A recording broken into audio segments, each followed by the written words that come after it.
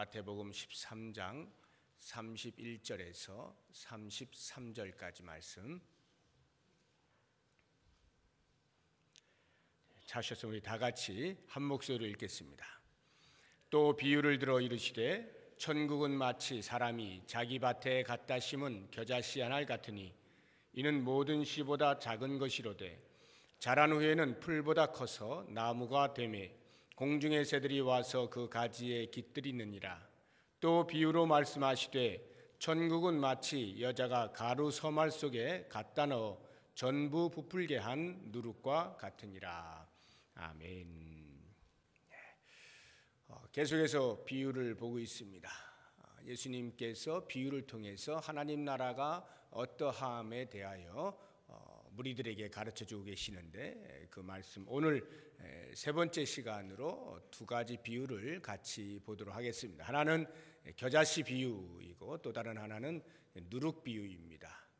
이 겨자씨 비유는 어떤 사람이 자기 밭에 겨자씨 하나를 갖다 심어 놓은 것과 같다, 천국이 마치 그와 같다라고 하는 것인데, 과연 예수님께서 이 비유의 말씀을 하신 그 의미가 무엇일까? 왜 겨자씨 이야기를 하셨을까?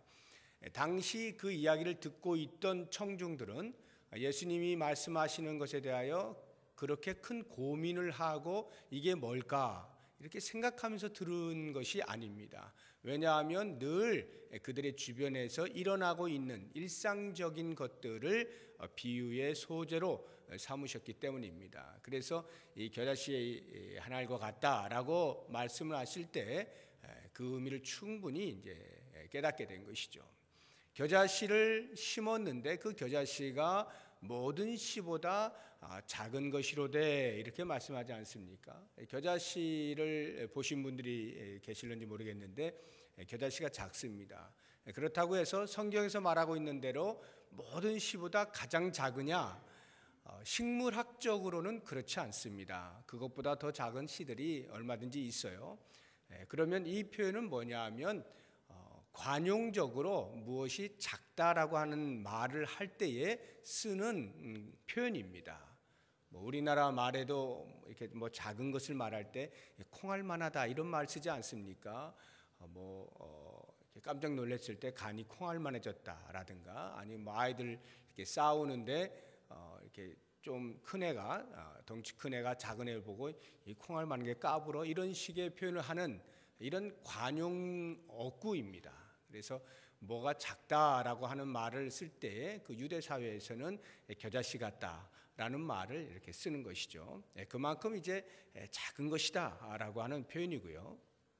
그 작은 것이 땅에 심기어져서 자라게 되어지면 풀보다 더 커지고 나무와 같이 되어진다. 그 정도로 이제 커진다라고 하는 것인데, 이 겨자씨가 보통 한 1m 정도 이렇게 자란다고 하는데, 아주 크게 자라는 것은 3m도 넘게 자라기도 한다래요. 그러니까 그 겨자씨라고 하는 조그마한 그 씨하고 그것이 심기어져서 결과적으로 드러나고 있는 그 나무의 모습하고는 상이한 것입니다.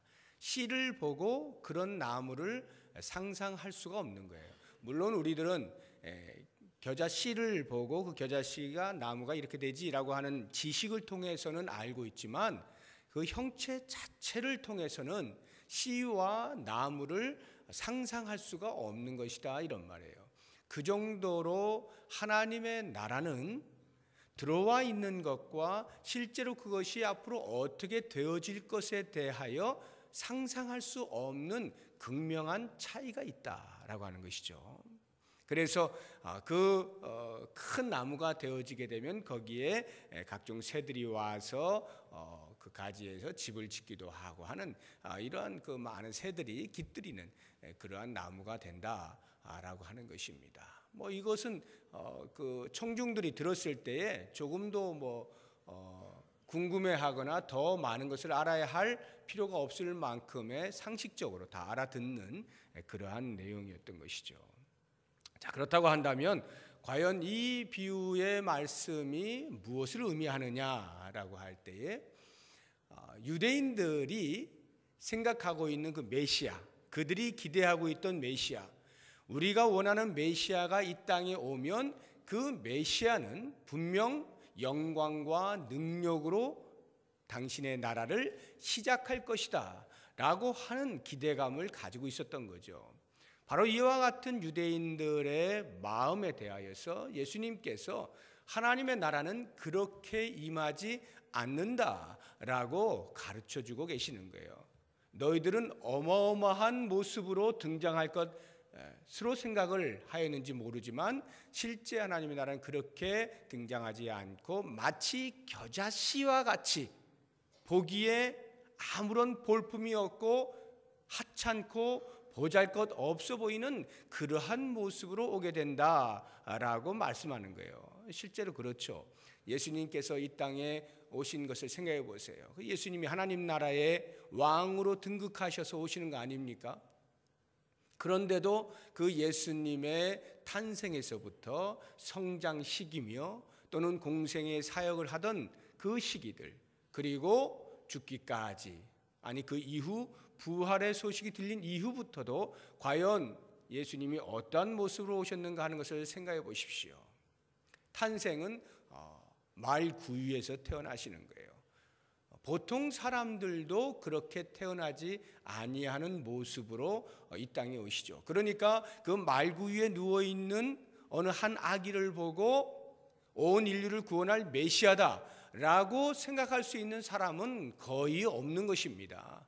특별하게 하나님의 은혜를 입고 천사들의 인도를 따라서 이렇게 온 목자들이나 동방의 박사들이나 소수의 사람들만이 아기 예수가 온 인류의 구원자라고 하는 것을 예지하였지, 일반 사람들은 상상할 수가 없는 거예요. 그 구유에서 무슨 온 인류를 구원할 구원주가 나타나겠어요. 최소한 왕궁에 나타나 주어도 생각을 할까 말까 한 그러한 경우인데, 그 자리에서 그와 같은 온 인류를 책임질 자가 나타날 것이라는 것은 상상이 안 되는 것입니다. 그가 자라난 과정도 보면 성장 시기에 예수님의 어떤 모습이라고 하는 것은 성경에 기록되어 있는 것으로만 추정을 해보아도 너무도 미비했습니다. 아무런 어떤 특징이 없어요. 그냥 아버지 요셉을 따라서 목수의 일을 배운 것뿐, 그 이상도 이하도 아닌 아주 평범한 그러한 삶을 사십니다. 그러니까 무슨 목수의 아들에게서 무슨 일이 일어나겠어요? 무슨 큰 일을 할 인물이라고 생각을 하겠습니까? 아주 미미한 모습으로 그렇게 자라나셨고요. 출신 자체도 그 갈릴리 지방의 나사렛이라고 하는 촌구석 아닙니까? 전혀 사람들이 인정하지 않는 거예요. 마치 개천에서 용났네라고 하는 말을 할 만큼 그곳에서는 어떤 인물들이 나지 않는 초라한 동네입니다. 그래서 나사렛에서 무슨 선한 것이 나겠느냐라고 말하는 것도 다 그런 이유인 것이죠. 예수님께서 그러한 나사렛에서 자라나신 분이십니다. 출신 성분이, 사회적 신분과 지위가 내놓을 것이 하나도 없는 거예요. 드디어 공생애를 시작한다 해서 그 사역의 출발선에 서서 뭔가 그래도 성령이 비둘기같이 임하고 뭔가 좀 이렇게 특별한 것이 있는가 싶었습니다. 그리고 실제로 사역을 할 때 여러 가지 많은 이적들을 베풀고 범상치 않은 일들을 하곤 하였습니다. 그러나 그가 조직하여서 같이 다녔던 사람들은 고작해야 12명. 그 12명의 신분도 보잘것이 없고 사람들에게 손가락질을 받는 그러한 사람들 12명을 끌고 다니면서 이것저것 한다라고 반짝반짝 하기는 하였지만 결국 보니까 사람들이 웬만해서는 그렇게 죽지 않을, 가장 극악한 죄를 지었을 때에만 매달리게 하는 그 십자가에서 죽는 것을 보면서 역시 그러면 그렇지 하고 그 미미함이 연속적으로 죽음의 순간까지 이어져 온 것이 예수님의 모습 아닙니까? 하나님 나라의 왕으로 이 땅에 오셨지만 그 오신 모습이 도저히 왕이라고 여길 수가 없는, 온 인류를 구원할 메시아라고는 아무리 잘 봐주어도 그렇게 볼 수가 없는 모습이 죽기까지의 모습입니다. 그 다음을 보시게 되면, 그래서 예수님이 돌아가시고 3일 만에 예언의 성취로 부활하셨어요. 그것을 제자들이 깨닫게 됩니다. 만나게 됩니다. 놀라운 일이 벌어졌죠.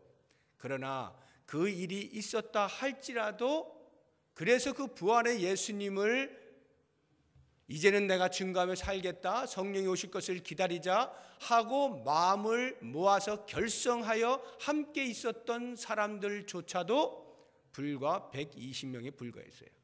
그 이상이 아닌 거예요. 가장 많이 모였다는 것이 120명이 모여서 성령이 오실 것을 기다리고 있는 것입니다. 이렇게 예수님이 죽었다가 다시 부활하셨다라고 하는 초인간적인 어떤 사건이 일어났음에도 불구하고 여전히 그 기독교가 태동하기까지, 성령이 오셔서 놀라운 일이 벌어지기까지는 불과 120명이 함께 모일 정도밖에 되지 않는 그런 미미한 모습으로 계셨다 이 말이죠. 그 당시에 다른 어떤 단체들을 보세요. 경건한 보수적인 사람들이 모여있는 바리새파라든가, 아니면 큰 권력을 쥐고 있는 사두개파라든가, 어떤 쿰난 공동체라든가, 당시에 여러 어떤 모임들을 보게 되면 그러한 그 짜임새 있는 조직과는 비교도 되지 아니하는 아주 초라한 모습으로 예수님과 그 공동체가 존재하고 있었던 것입니다. 이렇게 미미한 모습으로 도저히 거기에서 무엇을 발견할 수 없는 겨자씨와 같은 그 공동체, 그 당시의 사람들이 과연 그 모습을 보면서 오늘날과 같은 기독교가 만들어질 것이라는 것을 누가 감히 상상을 할 수 있었겠습니까? 지금의 기독교가 어떠합니까? 온 세계 방방곡곡에 복음이 들어가지 아니한 곳이 거의 없을 만큼 되었습니다. 예루살렘에서 시작하였던 그 복음의 운동이 유대와 사마리아를 건너서 유럽으로, 아시아로, 아프리카로, 각 대륙으로 번져 나가면서 오늘날에는 가장 큰 기독교를 만들어내고 있지 않습니까? 그 당시의 사람들은 지금 21세기의 기독교가 이렇게 될 것을 아무도 꿈꾸지 못했을 겁니다. 어느 누구도 꿈꾸지 못했을 거예요. 겨자씨를 보고 그 겨자씨가 어마어마한 새들이 와서 깃들일 만큼의 큰 나무가 될 것이라고는 상상할 수 없는 것처럼, 당시에 예수 그리스도께서 이 땅에 하나님 나라의 임함의 주인공으로서 등장할 때의 그 모습과 지금 21세기를 살아가는 이때와는 전혀 상상할 수 없는 거예요. 그렇다고 한다면 이미 임한 이 하나님의 나라가 이제 앞으로 다가올 하나님의 나라와의 비교에 있어서는 어떠하겠습니까? 더 말할 것도 없는 것이죠. 완벽한 모습으로 우리에게 다가오게 될 그 하나님의 나라의 영광스러움이라고 하는 것은 지금 우리가 하나님 나라라고 경험하고 있는 이것과는 상상할 수가 없는 영광으로 다가오게 될 것입니다. 이것이 이 겨자씨 비유가 우리들에게 들려주고 있는 모습이에요. 지금 우리 가운데 임한 하나님의 나라는 그만큼 미미하지만 그러나 그 상태로 있지 아니한다. 계속 성장하고 확장되어진다. 비교할 수 없는 어마어마한 영광이 우리에게 나타날 것이다. 이것이 이 겨자씨 비유가 우리에게 들려주고 있는 말씀이죠. 그 다음에 한 가지 더 이 누룩의 비유가 그 다음 이어서 바로 나오게 되는데요.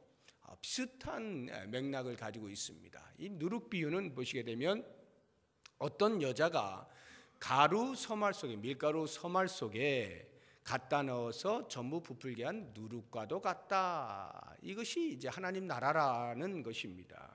여기 가루 서말이라고 하는 것이 그냥 이 히브리어 그대로 그러니까 이제 헬라어지만 히브리어 측량 용어로 보게 되면 스아라고 하는 것입니다. 이 말이 스아인데 스아를 이제 우리 번역으로 말로 이렇게 번역을 해놓았어요. 이 한 스아가 보통 한 7.3리터 정도 됩니다. 그러니까 서말이니까 세 스아 아니겠어요? 세 스아면 한 대략 한 22리터 정도가 되는 건데 이 세 스아가 성경적 도량 용어로 에바입니다. 에바. 그러니까 한 에바를 이제 이야기하는 거예요. 이것도 역시 마찬가지입니다. 가루 서말이 무슨 뜻이 있을까를 고민할 필요가 없어요. 그냥 그 당시에 여자들이 집에서 일상적으로 떡을 만들어 먹을 때, 빵을 만들어 먹을 때 늘 쓰던 그것을 소재로 해서 비유로 말씀하시는 것뿐입니다. 그러니까 쉽게 이야기해서 밀가루 한 포대, 오늘날과 같으면 그렇게 하는 것이죠. 밀가루 한 포대. 요즘 밀가루 한 포대가 20kg짜리가 한 2만 얼마 하죠. 제가 언젠가 이렇게 중국 음식점에 들어가서 그 주인하고 같이 이렇게 이야기를 하는 중에 그분이 그러더라고요. 이게 옛날에는 먹고 살만했는데 요즘은 밀가루 값이 많이 올라가지고 이것도 힘들다고 그러면서 그 천기를 누설을 하는데 밀가루 한 포대 가지고 여러분 짜장면 몇 그릇 만들 것 같아요? 20kg짜리 밀가루 한 포대 가지고 그분 이야기가 150그릇을 만든대요. 한 2만 얼마인데 그 밀가루 2만 얼마인데 150그릇 3,000원씩만 받아도 45만 원 아닙니까? 거기에다가 짜장 좀 만들 이렇게 해도 참 많이 남는 거예요. 근데 밀가루 값이 올라가지고 이제 많이 힘들다 이렇게 이야기하고 또 이제 사람이 많이 이제 오기만 해도 그나마 살 수 있는데 많이 먹지 않아서 힘들다 이렇게 이야기를 하더라고요. 근데 이 밀가루 한 포대를 가지고 어떻게 짜장면을 150그릇을 만드나? 그런 게 다 이유가 있는 것이죠. 밀가루 한 포대면 도대체 빵을 얼마나 만들 수 있을까? 이런 것들이 전부 이 밀가루 안에 들어가는 누룩과 관련이 있는 것입니다. 밀가루 자체만 가지고서는 그렇게 될 수가 없어요. 또 빵을 구워봐야 딱딱하고 맛도 없습니다. 이스라엘 백성들도 그 누룩이 들어가지 아니한 빵을 먹는 경우는 무교절 때 외에는 먹지 않습니다. 무교절 때에만 누룩 없는 빵을 구워서 먹을 뿐이고요. 평소에는 언제나 누룩을 넣어가지고 이 누룩이라는 게 발효시키는 거죠. 이스트잖아요. 그렇게 해야 이제 빵이 부드러워지고 이렇게 먹을 수 있게 이제 되어지는 것인데 하나님 나라를 이제 그렇게 표현을 한 것입니다. 그러면 밀가루 한 포대를 이렇게 누룩을 집어넣어 가지고 부풀려서 빵을 만들 정도가 되는 그 누룩의 양이 얼마만큼일까? 1대1로 섞을 리는 만무한 것이고요. 그렇게 되면 써서 못 먹죠. 그러니까 밀가루 한 포대면 아마 티스푼으로 한두 개 이렇게 집어넣으면 되지 않을까 싶은데요. 그러니까 누룩이라고 하는 것은 아주 적은 양입니다. 아주 적은 양을 밀가루에다가 섞어도 그 밀가루 전체가 다 부풀려질 수 있다. 하나님의 나라가 마치 이와 같다. 그러니까 하나님의 나라가 이 땅에 들어왔는데 그 들어온 하나님 나라의 그 모습이라고 하는 것이 사람들이 눈치를 못 채는 거예요. 밀가루에 섞인 그 누룩을 아무리 밀가루를 뒤집고 이렇게 쳐다보려고 해도 발견하려고 해도 보이지가 않잖아요. 색깔이 비슷해서도 잘 볼 수가 없지만 양 자체가 너무도 작기 때문에 이게 밀가루인지 누룩인지 알 수가 없다 이 말이에요. 그 정도로 그냥 섞여버리면 끝날 정도로 미미하다 이런 거죠. 어떻게 표현하면 바닷가의 그 백사장에다가 그냥 모래 한 삽 퍼서 던져놓고 찾아봐라 하는 것이랑 마찬가지다 이 말이에요. 똑같다는 거죠. 그냥 같이 섞이면 없어져 버릴 만큼의 그런 연약함의 모습으로 온 것이 하나님의 나라다라고 하는 거예요. 그런데 그 없어져 버린 것만 같은 존재 자체를 찾기 힘든 그 하나님의 나라가 실제에 있어서는 전체에 대하여 영향력을 미친다라고 하는 것이 이 누룩 비유의 이야기인 것이죠. 이 겨자씨 비유나 누룩 비유나 두 가지가 다 공통점으로 갖는 것은 하나님의 나라는 확장되어진다라고 하는 것이고, 하나님의 나라는 점점 더 그 영향력이 강해진다라고 하는 것이 이 두 비유가 우리에게 주고 있는 교훈입니다. 물론 약간의 차이는 있어요. 겨자씨의 비유에서는 하나님의 나라가 확장되어지는데 좀 외형적인 것에 좀 더 초점을 맞추어서 이야기하고 있는 것입니다. 하나님의 나라라고 하는 그 외형이 점점 성장한다, 확장되어진다라고 하는 의미가 좀 더 강하고요. 이 누룩의 비유는 하나님 나라의 그 내형적 특성이 훨씬 더 강조가 되어진 것입니다. 영향력이라고 하는 면에 있어서 하나님의 나라가 존재하고 있는 그 순간에 세상에 대하여 갖는 영향력이 이렇게 대단하다라고 하는 차원에서의 어떤 성장과 확장, 이것을 이야기하는 것이 누룩의 비유입니다.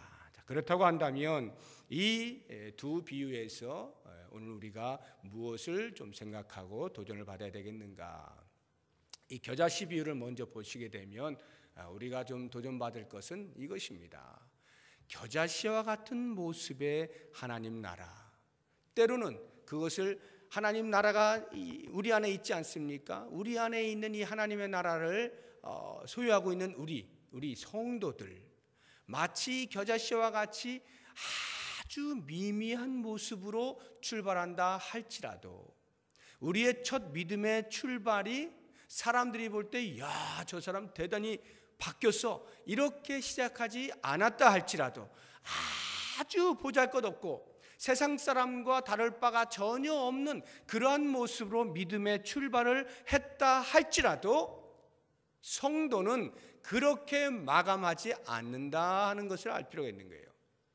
성도는 하나님께서 반드시 그 우리 속에 들어와 있는 그 하나님의 나라, 불투명해 보이고 있는지 없는지 모를 만큼의 그렇게 미미한 불신자와도 똑같은 모습의 삶을 살았다 할지라도 시간이 흐르면서 신앙의 연륜이 쌓이면서 점점 그 겨자씨가 풀이 지나서 큰 나무가 되어지는 것처럼 그러한 믿음의 성장이 있게 되어진다라고 하는 것입니다.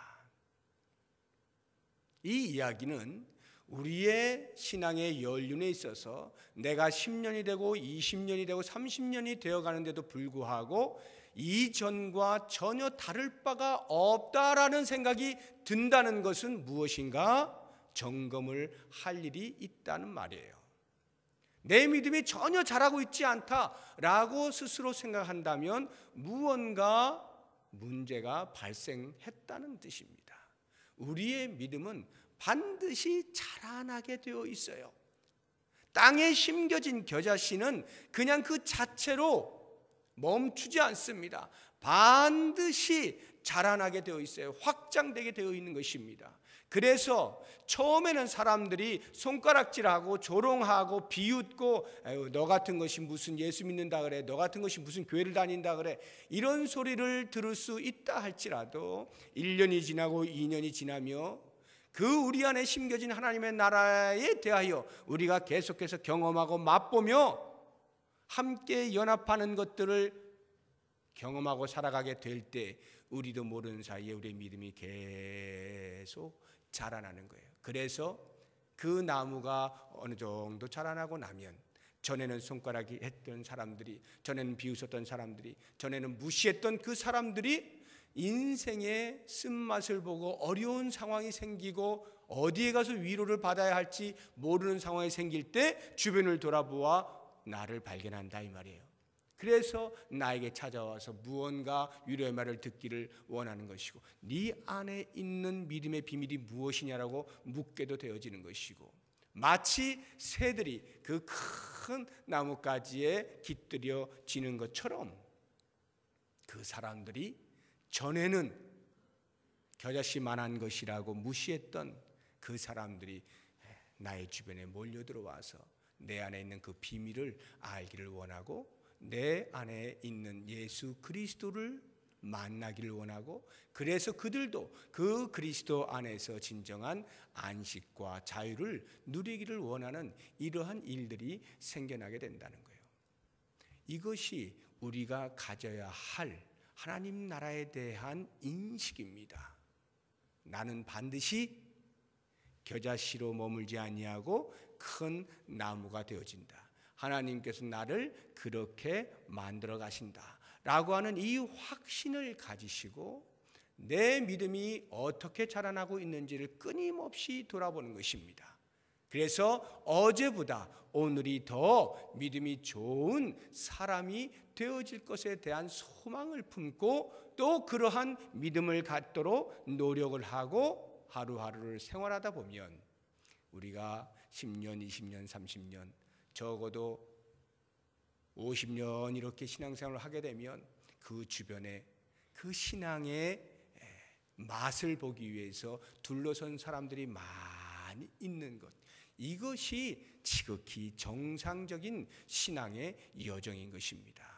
이제 주변을 한번 둘러보시고 과연 나의 신앙의 연륜만큼이나 많은 사람들이 그 안에서 안식을 누리고 있는가, 그 안에서 진정한 자유를 누리고 있는가, 나를 통하여서 그리스도를 만나고 있는가 하는 것들을 잘 살펴서 주님이 다시 오셔서 완벽한 하나님의 나라로 등장하는 그때까지 우리의 삶도 우리의 믿음도 우리 안에 있는 하나님 나라를 경험하는 것들이 점점 깊어져서 과연 하나님께서 보시기에도 기뻐하시고 많은 사람들에게 큰 유익을 끼칠 수 있는 그러한 믿음을 가질 수 있기를 바랍니다. 또 한 가지 이 그물의 이 누룩의 비유를 보면서 우리가 좀 생각을 할 것은 이렇게 외형적으로 어떤 모습들이 등장하는 것뿐만 아니라 실제적으로 우리의 삶 속에서 우리의 성품이 누룩과 같은 삶을 살 필요가 있다는 도전을 받을 필요가 있어요. 누룩과 같은 삶이라는 것은요, 누룩이 나 누룩이다 라고 소리치지 않는 거예요. 들레지 않습니다. 나를 따르라 이런 것 하는 거 아니에요. 그냥 누룩은 조용히 누룩으로 있어요.